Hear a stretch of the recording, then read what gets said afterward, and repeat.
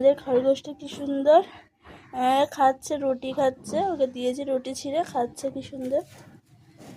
এনে খা।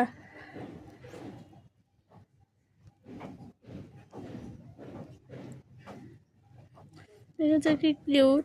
ওকে যেটা দিয়েছে ও সেটার থেকেই খাচ্ছে। ওর খিদে পেয়ে গেছে খুব জোরে।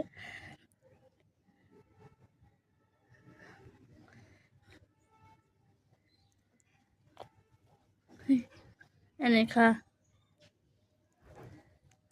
ওকে থালায় দেবো, ও থালা থেকে নিয়ে অন্য জায়গায় গিয়ে খাবে।